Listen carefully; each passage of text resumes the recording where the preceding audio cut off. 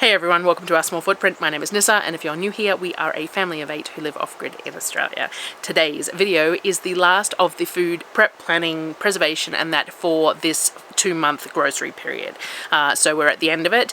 I went in August, and it is now October, and it is Monday, and I go to the new shop on Wednesday when we start this whole process all over again. So this is the last of the preparation and stuff of all that stuff that I bought, and we're now sort of eating the stuff that's within this. So at the beginning of the month, the first 4 to 6 weeks of the month, we do all the sorting out of the food, and then the last 2 weeks we tend to eat what we sorted out. So we're low on a lot of things, which is normal at this point of the 8 weeks, and we do things like we're having Bolognese for dinner, which is something that was prepared in this particular video a couple of weeks back. So what we do is we share what I tend to do is share all this food that we've been doing over that 8 weeks, and then we start all over again. So today, as I said, is Monday, and I'm leaving on Wednesday, so we will do a planning video, a shop with me video, and a shopping video, and then we will start the whole process all over again. Sometimes it feels like it was just yesterday that we went shopping, even though it was 8 or 9 weeks ago, and sometimes it feels like it's been a while because we've run out of a lot of things. It just really depends on that 8-week period and what the kids are doing, but it also depends on the hampers that we get during the month. So the food hampers that we get every 4 weeks-ish, once a month, really top up our food supplies, sometimes especially with fresh food and stuff, and it depends on how abundant those hampers are as to how much we're lacking by the end of the 8-week period. We can always go somewhere if we need to. There is never an issue that we can't just go to Toowoomba or whatever else and buy stuff if we're running out of food, but we don't run out of food. We just run out of convenient food or run out of our favorite foods. We still have plenty in the freezer and things like that. I will show all that in the planning video. I will show you a shot of the fridges are pretty empty, but the freezer is still half full. The 500-litre chest freezer is still half full, so I will show all that and the shelves and stuff like that when I do the planning video. So if you're interested in that, that will probably be the next video or the one after, depending on when I get this one out and the one that I've been working on today as well. So yes, this is the last food prep, planning, preservation video for the August shop, so enjoy. So we started off with canning the chicken stock. So the chicken stock was made in the previous video, and then at the end of the day I got Surreal to strain all the carcasses and the vegetables out of it, and all those carcasses and vegetables go into the Thermomix and turn into a puree. Now I got her to do it and I forgot to film any of it, but that becomes dog food. So because the chicken stock is cooked for 90 minutes at under pressure, by the time it's done you can actually crush the bones to mush, to paste with your fingers. So what we do is we pull the big bits of onion and garlic out and throw everything else into the Thermomix and blend it into a paste using a bit of the liquid to make sure that it's wet enough to be processed. And it all goes into containers. Some get frozen, some go in the fridge, and the dogs have that with their dry kibble. So they have a scoop of the wet food with their dry kibble. Now this works really well to extend the kibble, which is expensive, but also gives the dogs some extra nutrients and stuff like that as well. They get raw bones all the time too. Like when I do chicken thighs, I cut the chicken thigh bones out, and because I'm not roasting them before I'm freezing them, and I prefer roasted bones for stock, they just have them as a treat that night with dinner and things like that. But this stock paste that I probably make twice every 8-week period with any carcasses that I've got, it gets turned into dog food to have with their kibble as well. Now we cooked it yesterday, the day before, and then we put it in the fridge for overnight after it's strained, and then we bring it back up to a simmer before we can it. So I don't skim the fat on my stock. A lot of people do. They let it chill so that they can skim all the fat off it. Fat is flavour, and I prefer my stock to still have the fat in it. So what I do is I allow a more generous headspace, and I make sure that I bring it up to pressure really slowly, and then I don't have any problems with it. I used Fowler's 27s jars. They're about an 850ml or just under a quart. They have a narrow neck, so I'm not real fond of them for a lot of things, but for a liquid then they're perfectly fine. They're still wide enough to be easy to clean, but certain things getting them out of the jar is a bit of a pain. So I filled all the jars, generous headspace, a good 1.5 to 2 inches of headspace, sort of to the shoulder before it starts narrowing, because that's the point that I find that causes an issue if you've got liquid up into that narrow neck. Clean all the rims with vinegar, put the bands, clips and lids. So Fowler's Vicola have a rubber ring, a bit like a Weck jar, and then they have a stainless steel reusable lid and then clips that hold the lid onto the jar. I double clip for pressure canning, which is a little bit of a controversial sort of a thing, but I always double clip and I have my reasons for it. Old clips, they're not labelled, my choice. Anyway, and then they go in the pressure canner. So chicken stock is, I'm gonna say 25 minutes, I think, for, I will fix that on the screen if I'm wrong. 25 minutes, I'm pretty sure, for a clear stock under pressure. For a quart size, could be 30. I will make sure I put that up on the screen. I always double check these things before I do it because I second guess myself, as you can tell. And then put them in the pressure canner. I filled the whole canner, this is my buffalo canner, so I think it fit 10, 12 jars, I can't remember. And then the rest was put into containers to use for other things straight away. I could have run a second load in the canner if I didn't have a use for these, but I did have for the excess, but I did have a use, so I did. The next thing I did while that was going is I got all the beef minced. Now, I use a Louvel mincer. I get asked this a fair bit, but I also give this spiel every time I show it on screen.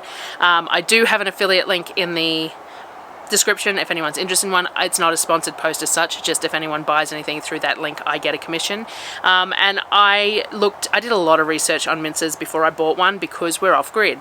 I didn't want to have to run a generator to run a mincer, so I wanted something that the wattage would be suitable. I actually thought I might have to run the generator for using this mincer, but I don't. I have a little energy meter, I put it on to see what it was drawing, and it was perfectly tolerable for our system. So I can run this without running the generator, and it's got really good efficiency for the wattage that it draws, and it takes about a minute per kilo to mince through. So what I did was I minced all the beef. So this beef is the one from the previous video as well. This is all the pieces that I put aside to be turned into mince, and they got put back in the fridge because it is better to mince things cold. So I minced it all the way through, and we're going to use it in a variety of things. First thing I'm going to use it for, though, is a big batch of bolognese for the freezer.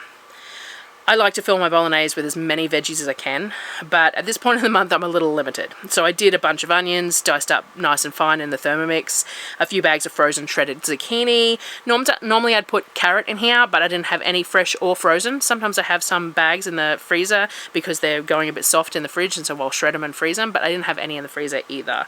But I put whatever veggies I have in here. I have been known to shred sweet potato and stuff in there as well. It all just works. I did find a bag of frozen mushrooms in the freezer though when I was going through it, and half a kilo of economy bacon as well. So I minced up the bacon in the Thermomix too and added that and the mushrooms into the pot because that will all add to the flavour profile. I sweated all that off until the zucchini was defrosted and some of the water had evaporated, and then I added the beef mince. I ended up adding 2 of the containers worth, so probably 7 or 8 kilos of mince. I didn't weigh it, but these square containers are 4.5 litre containers, and the big Tupperware bowls I think are a similar sort of 4.5, 5 litre bowl. So I put both of those in there, which is probably around about the 7 or 8 kilos of mince. This is going to make a lot of meals for us. I cooked off the mince until it was browned, and then I added in all my extras. So I started off with the stock that I'd kept aside. I use a lot of stock in my bolognese. I like the flavour profile, I like the fat content and all that sort of thing. And then I added about half a dozen bottles of passata, which is this Muddy brand, which I really prefer. I also put a bit of water in each of the passata bottles to shake them up and make sure I got all that tomato out of them, and a whole jar, like a 500ml jar of tomato paste as well. This is sort of my base level of add-ins.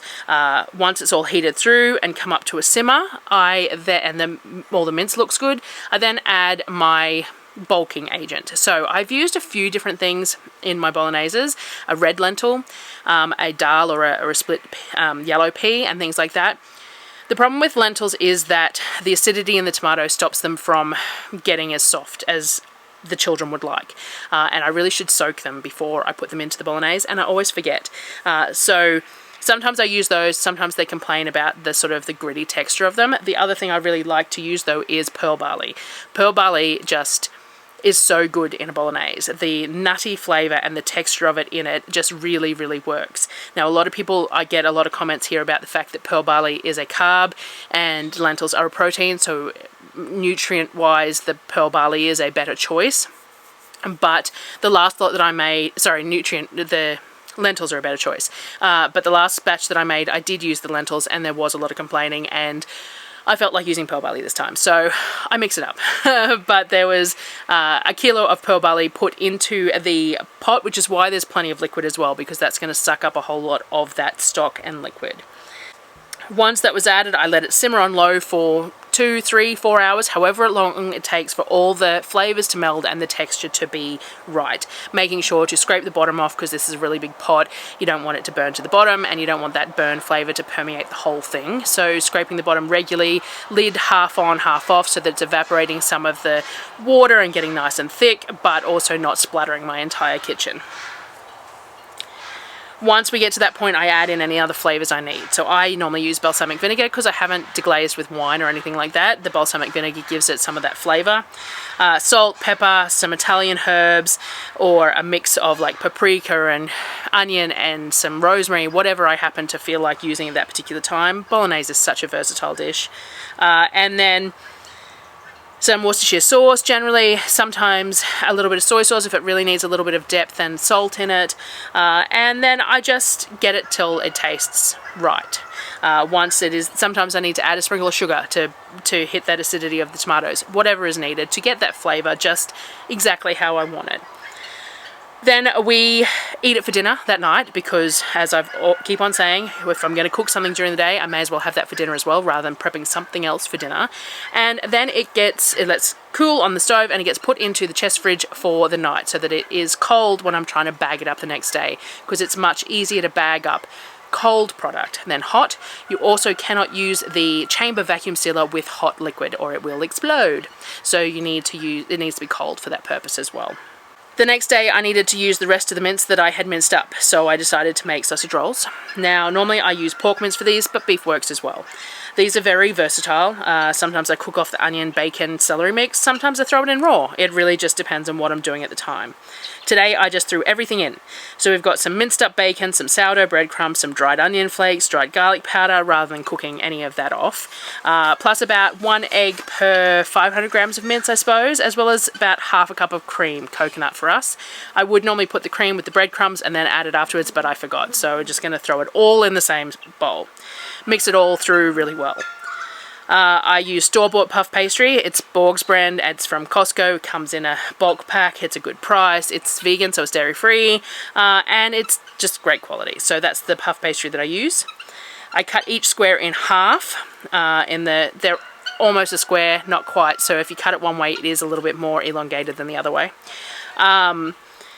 And then I put a sausage of meat down the middle of each half, and then roll it so the edges of the puff pastry overlap and press. That's about all that needs to be done. You do want to, get a feel for it initially, because if you put too much mince, you won't be able to get the pastry to meet. And if the pastry doesn't meet, it'll split once it's on the baking tray, and it doesn't work. But at the same time, sometimes when I'm putting the meat on there, I feel like we're eating a lot more pastry than meat, but that's kind of tasty, though of course Darryl and I aren't going to be able to do that after this shopping trip, but the children still enjoy it, so that's the main thing.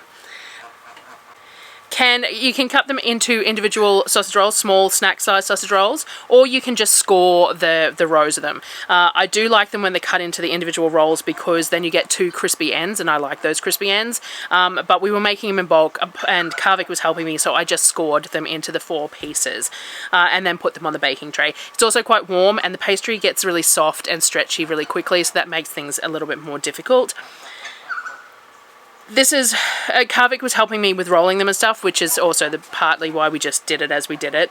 But he also helped with egg washing them and sprinkling the sesame seeds over the top, which is completely optional, but anyone who's watched these before knows that I really like sesame seeds, so I tend to use them where I can.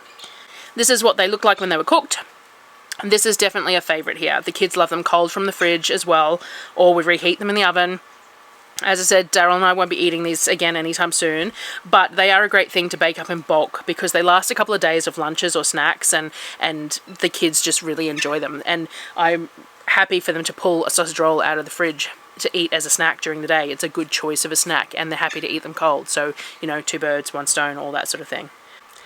One of the things that change with the seasons here in this house is breakfast. So I say it fairly often, but the kids help themselves to their first breakfast.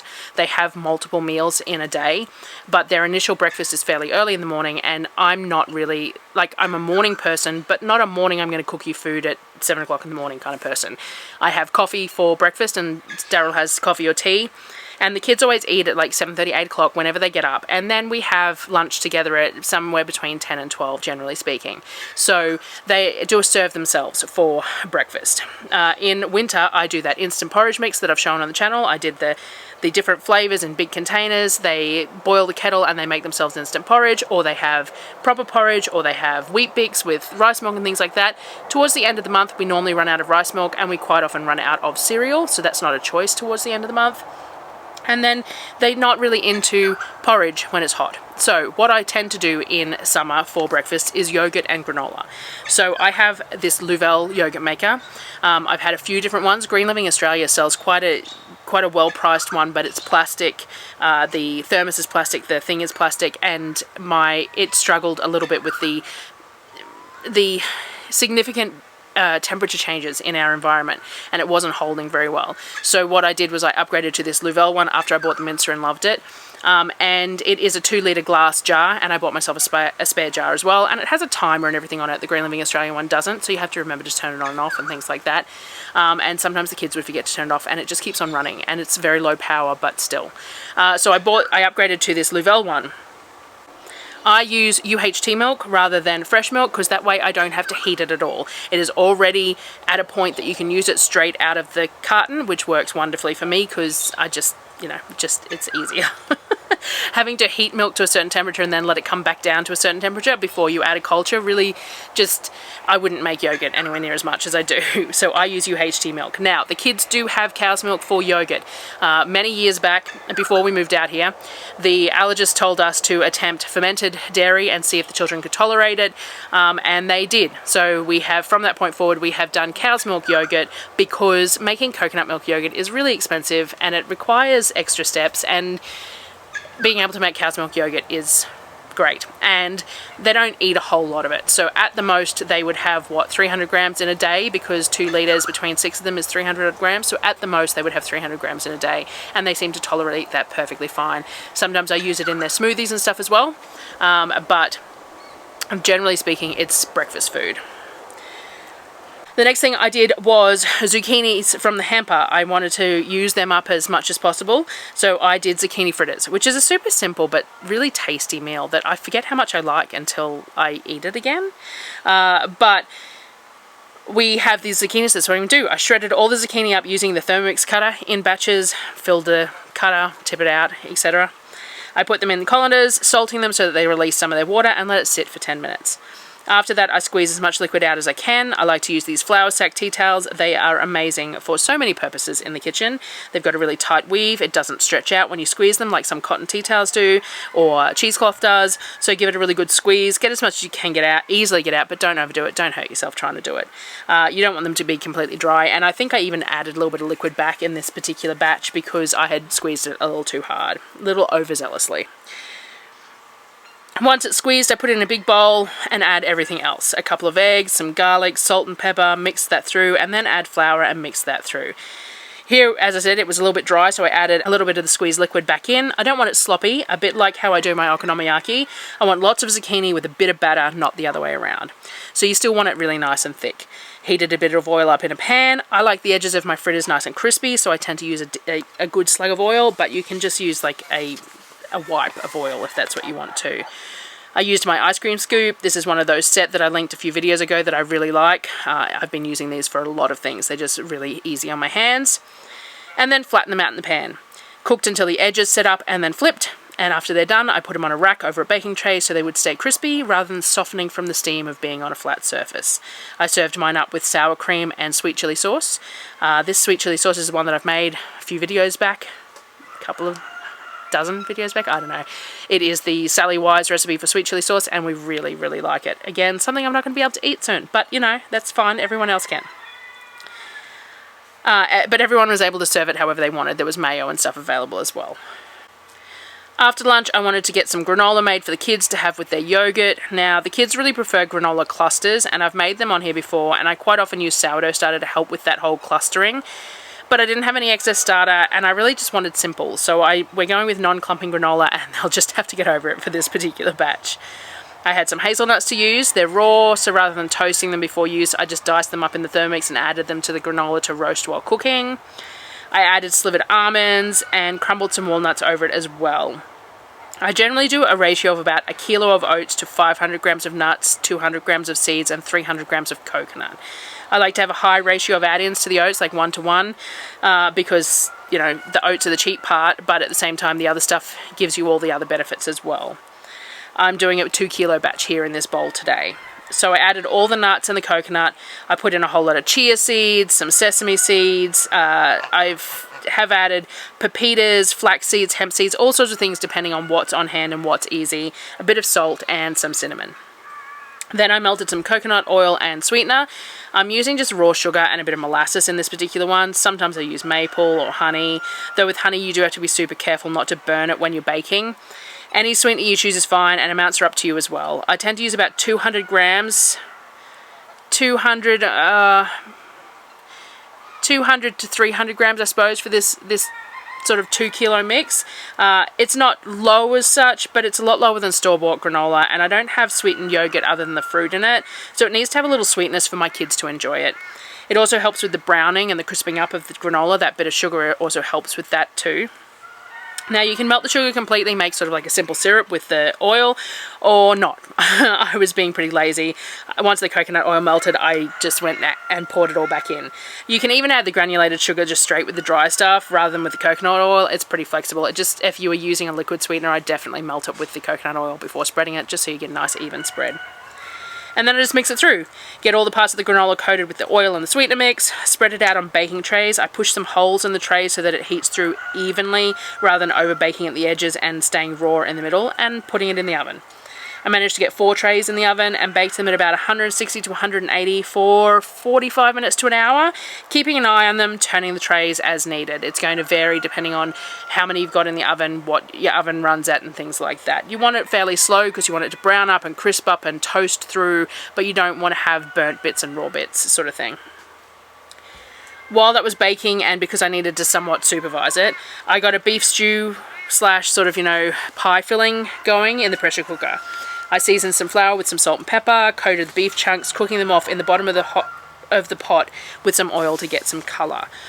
Doing it in batches so that it didn't overcrowd the pan and stew instead of frying.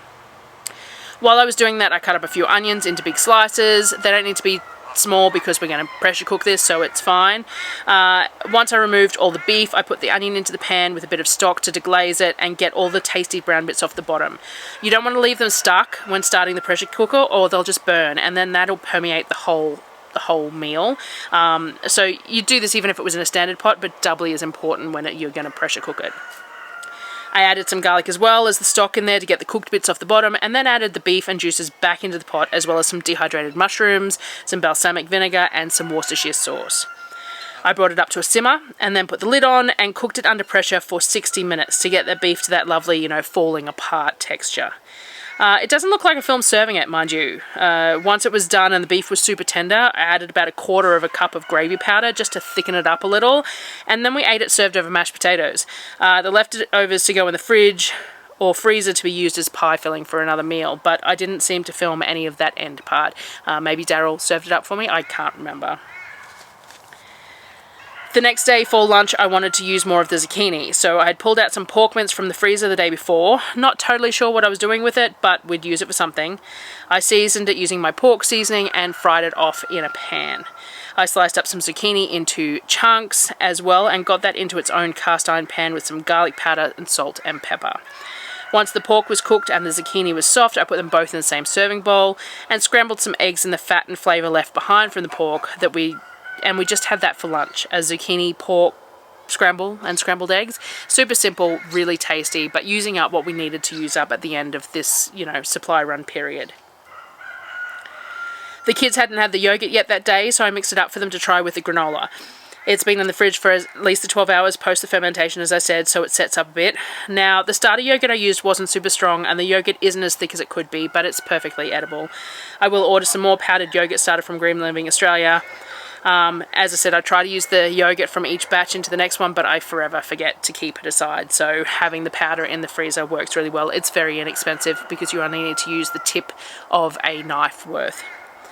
I added one of the small jars of strawberry puree to it to flavour it. I made these a couple of videos back. It was just literally pureed strawberries with like a tablespoon of sugar into a jar and canned, water bath canned or steam canned, so that they could just be poured into the yogurt. This is going to thin the yogurt out even further because it's not thickened, but the kids don't mind because that strawberry flavour is amazing in that yogurt, and it's not adding a whole lot of sweetener there. Added some to a bowl with some granola for one of the kids, and also just to show you on video that this is how they tend to eat it. Yogurt is a hard one here. They easily eat 2 litres in a day, which, as I said, is fine. It's only about 300 grams each, but keeping up with it's hard. I have 2 containers, so I should be able to just do 1 a day to allow for the next, but if I miss a day, it throws us off a lot. I used to do jars in an esky, like half-gallon jars, mason jars in an esky, and ferment it that way, which it works really well, but it depends on the ambient temperatures as well, because sometimes if the external temperature is too hot or too cold, then the esky doesn't maintain temperature long enough and it doesn't end up thickening up, which again isn't such an issue because you can then use the thin yogurt for smoothies and things like that. But at the same time, if you're making like 6 jars up at a time and they all fail, then that's a bit of an issue too. So I haven't done it in a while. The Louvel works well, but now that the kids' appetites have increased and everything else, I might have to just reassess that as I go. For dinner that night, we just had green chicken curry. A staple here, super easy and quick, using up some chicken breast from the hamper and more of that zucchini.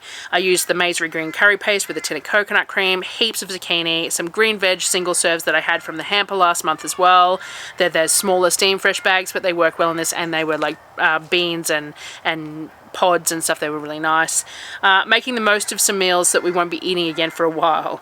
Though I did look at the carb count of the green curry paste, and Darryl and I can probably make a very tasty one with very low carbs, lots of meat and veg, but no rice. So we'll see how we go. It might be more of a winter meal than a summer one when we're not having it with rice and stuff, but we'll assess that as we go. It may be a possible meal choice.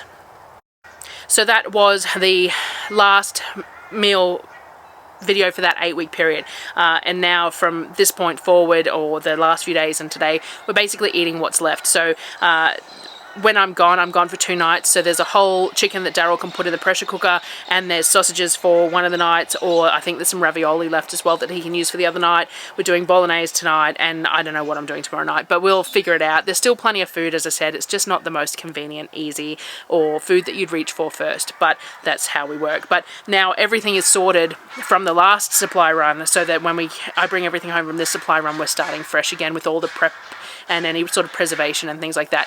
The only thing I didn't get to this month that I had planned to was the caramelized onion jam. So I still have a bag of onions, and some of them are starting to grow.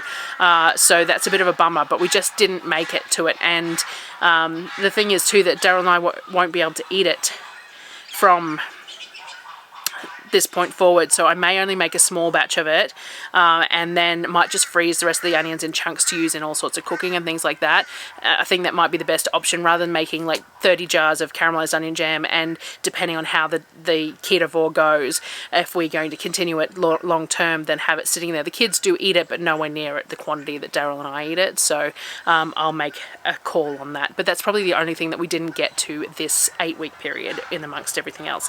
Everything else is sorted, and our fridges are empty, freezers are very low, and we're ready to start planning the next grocery run. So thank you for watching, guys, and I will see you on the next video.